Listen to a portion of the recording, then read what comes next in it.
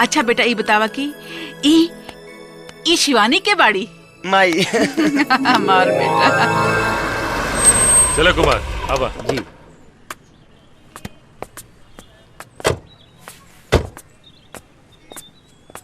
बड़ा भीड़ भाड़ लागल बा हो। हाँ पूरा फौज आइल बा। आई आई जीजा जी आई आई बैठी। प्रणाम। बहुत लमहर उम्र बा। कुछ देर पहले हमनी रउआ के ही याद करत रहनी हा। अरे तू तो दुलरुआ सार बाड़ा हमार। बहनोई के याद करत रबा ना त हरियर रबा, पर कबो कबो भगवानों के भी याद कर लिहल कर, तोरो उम्र लमहर हो जाई। जीजा जी टेंशन मत ला, हम तोहार मौत के बादे मरब। यहाँ भी शुरू हो गए। नमस्कार। हाँ नमस्कार। प्रताप सिंह आइए यहाँ साइन कीजिए।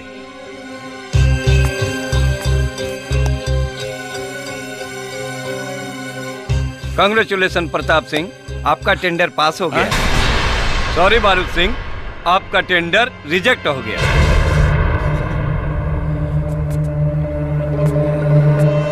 जैसन नियत वैसन बरकत। चलो कुमार। बधाई हो जीजा जी। हम तोरा के देख ले तोरा के। चलो काली। हाँ देख लेना। टेंडर पास करावे खातिर इस फौज लोग के कौनो जरूरत नहीं खे। हम अकेले काफी बानी। बैठा बैठा। आई आज तो पूरा बोतल पी जाए। और काम नहीं के। साले के मुंह सुथनी नियन बन गई।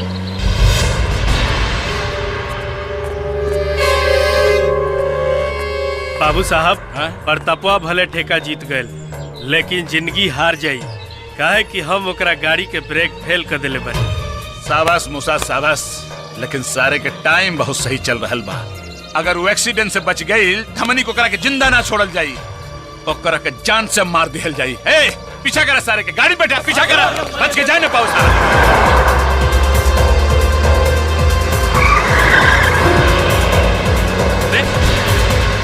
क्या करता रे? ब्रेक फेल हो गई। ब्रेक फेल हो गई। बाहर के साइड में हटाओ। अब क्या हुआ? अरे ब्रेक फेल हो गई भाई।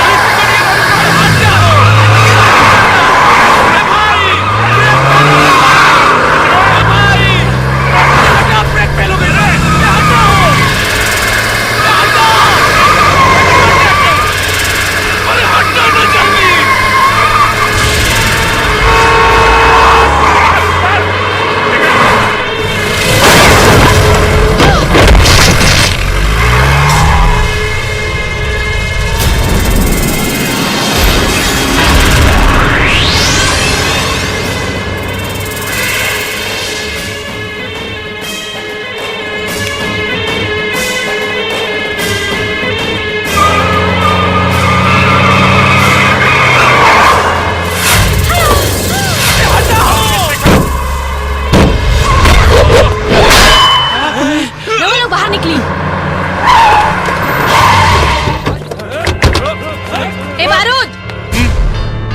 वापस लौट जो।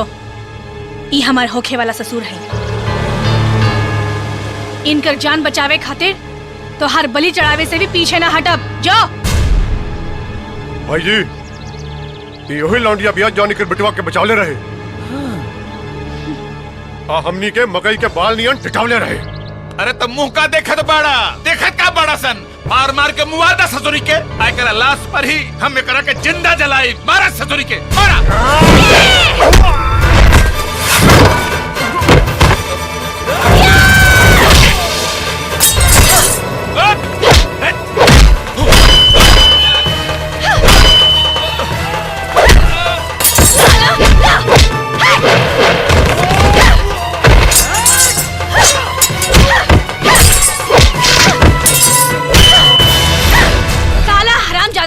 आज तोहरा के अरे भाग रे, भाग भाग भाग साला। भाग गई ससुर। अरे जान बचाए के बाद में देख ले साले के।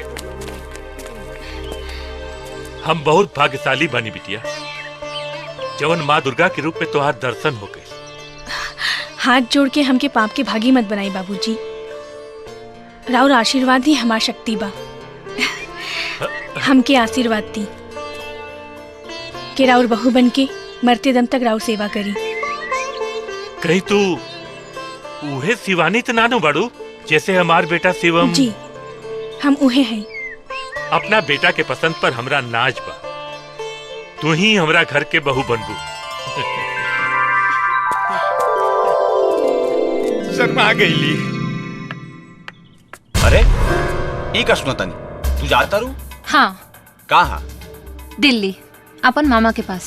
इरादा बदल द। शिवमा से शादी तो हर हो के रही। ना चाचा, हम पढ़ल लिखल बानी, हमार सोच बहुत अलग बा और हमार सपना के राजकुमार भी केहू और बा। शिवम में हमार ना कोनो इंटरेस्ट रहे ना बा और ना कबो होई। तो हर खुशीला हम जौन ना करे के रहे उहो कईनी, लेकिन अब ना। सोनिया भले तू हार मान गई लेकिन हम हार ना मान। तोहरा जौन करे के बा कर, हम जाता नहीं।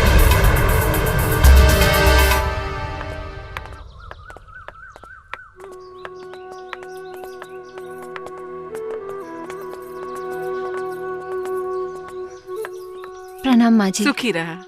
बाबूजी खुश प्रणाम। रह। प्रणाम मामा जी। हाँ हाँ खुश रहिए। ठीक बा शिवम, हम जाता नहीं। अपन ख्याल रखी हो और शिवानी के खुश रखी हो।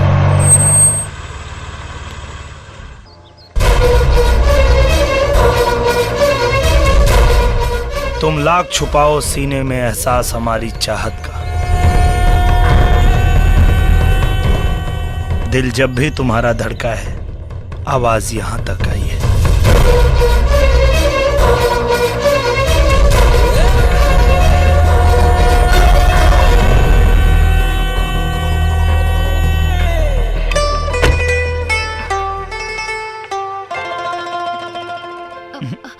कुछ कहे की जरूरत नहीं है।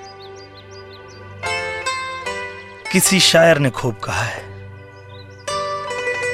कोई दीवाना कहता है कोई पागल समझता है, मगर धरती की बेचैनी तो बस बादल समझता है।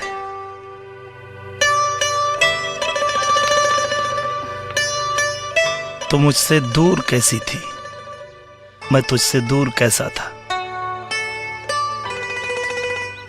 ये तेरा दिल समझता है या मेरा दिल समझता है। सॉरी। चल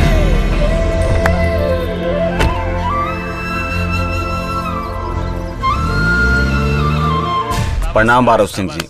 प्रणाम। अरे आवा चाचा आवा। अरे बैठा बैठा। का हो मनोहर, सुनली है तोहार लंगोटिया यार तोहरा इज्जत का लंगोटा फाड़ देले से। वही के चुस्त दुरुस्त करे खातिर तोरा से दोस्ती के हाथ मिला गया बानी। तोहार दुश्मन हमरो दुश्मन बन गइल बा। हमारा कुत्ता के आगे हड्डी फेंके के तनी क्यों शौक नहीं खे, लेकिन सोचा तानी तोहरा के एगो मौका दे दी, तब पता चली कि तोहरा दांत में मजबूती बा कि ना। अरे हम आदमी तनी दूसरा किस्म के बानी। खुशी के बाद जब मातम होला ना, हमरा को बहुत मजा आवेला। अब की ममहर से नेवते में दीदिया के सौतन खातिर साड़ी ना, भगना खातिर कफन जाई कफन। इस समझ ला कब हमारा अंदर के असली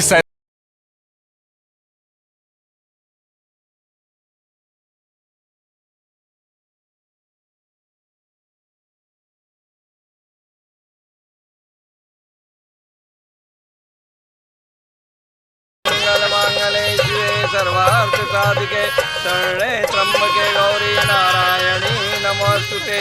अब फेरा संपन्न हो गई, वर वधु बैठ जाएं। शिवम भाई बहुत अच्छा लगा तारा।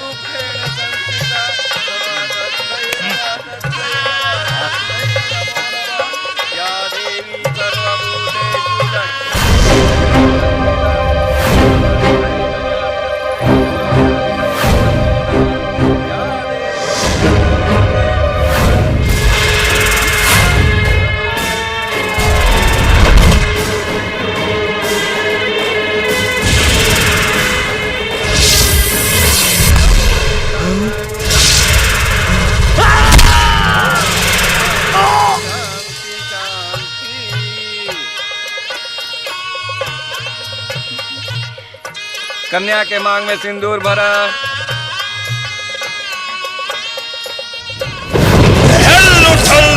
आसमान फट गई जमीन,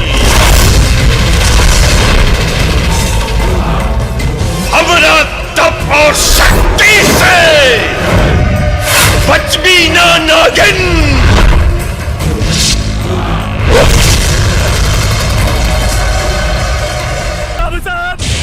आओ काली का मूसा भगिना के क्रियाक्रम और भोज के तैयारी करके आ गई ले। भोज के छोड़ी सिवानिया या हमरा आग के घर भोज कर देले बिया। केहूंगे जान बचा के आइल बनी। हरामखोर आपन जान बचावे खातिर दुश्मन के जीवन दान दे देले। रौड़ा नमक के कसम सिवा बुआ के वही जा छाती छेद देती, लेकिन सिवनिया गोली के मुट्ठी में ऐसे पकड़ लेलस जैसा मच्छर पकड़ जाला और वही गोली से हमरा पर ऐसा वार कैलक कि वही से हमारा आँख फूट गई। खूब कहानी बनौला सी। ई कहानी ना, ई सच्चाई है। सिवनिया कोनो साधारण औरत नहीं के, ओकरा के मारल हमरा बस के बात नहीं के बाबू। चुप ससुर डरपोक चुप। भाई जी वो शुरू से शिवम्बा की रक्षा करा दिया। अगर ओकरा के मारे के बाद तो पहले सिवनिया के मारे का पड़ी। अरे काली मरी जरूर मरी, पहले ओकरा जड़ के पता करा, जड़ के।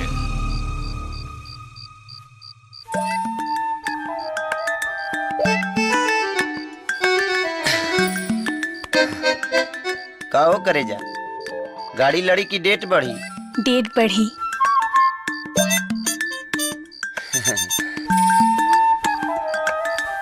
हाँ? अरे अयो असली मल कहाँ बारे?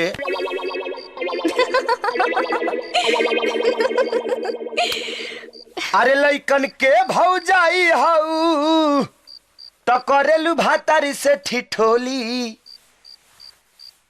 तमन करता पहिले टोली ओकरा बाद में चोली खोली। तनी कंट्रोल करी। पहले दूध पी के जदरा तो बना ली।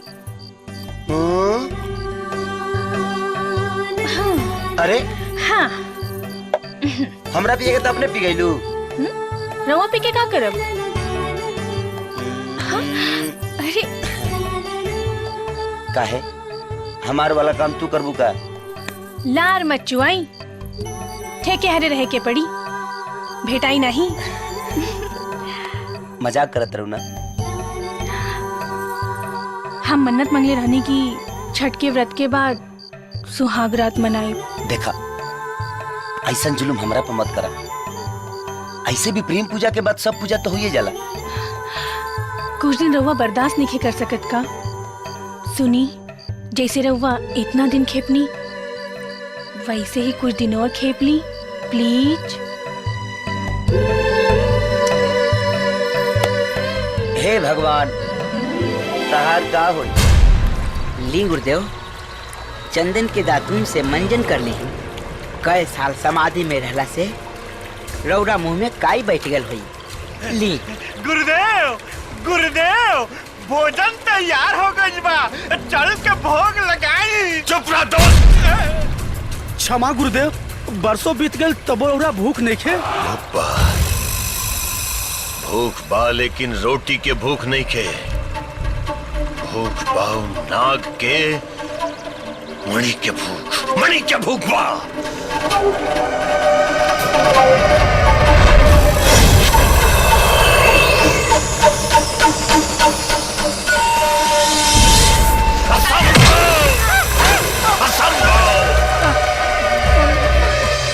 गुरुदेव का हम देख रहे बानी, नागिन के मांग में सिंदूर। नागिन के मांग में सिंदूर कैसे बा? बाकी ये कैसे हो सकेला गुरुदेव? उ नाग के हत्या रउआ अपना शुभ हाथों से कैली रानी। हाँ।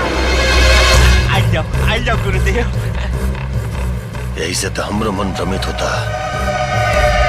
या तो नाग जीवित बा या फिर वो नागिन उन बुद्धिहीन मनुष्य से छल कर दिया। महाराज एने लावा अपन तंत्र मंत्र के बल से ओकर छल के छलनी कर दी महाराज। अभी एक कूच करे के पड़ी। छोड़ा सा, छोड़ा हमरा के। अरे कौन हो साला तू निकले? छोड़ा सा, छोड़ता रही ना। का रे बुढ़िया, उस सिवनिया तोर पाप के नतीजा ही कि तोर मरद के नादानी के निशानी। तोरा मौत के कहानी हो। बुढ़ारी में जबान चलावता रे।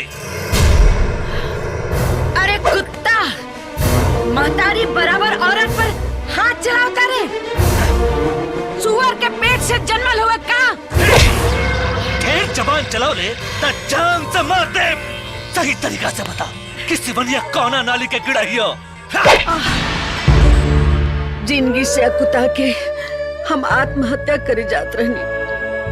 वही बेरा शिवानी आके हमरा के बचा ले ली और एक बेटा नियन हमार सेवा कैली। बस एकरा सिवा हम ओकरा बारे में कुछ नहीं की जानत। बांध दसन बुढ़िया के और डाल दसन पेट्रोल। अभी एक सच और झूठ के फैसला हो जाए।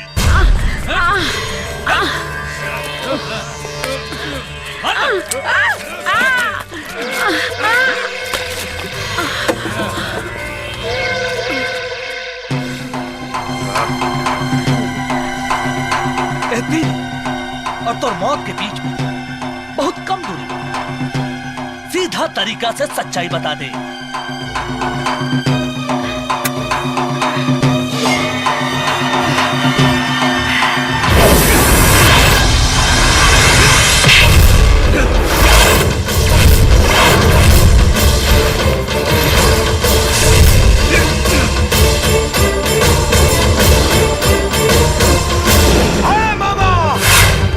सुधर जो, ना तो ऐसा मौत मारब कि लोग कंस और कृष्ण के किस्सा भूल जाए।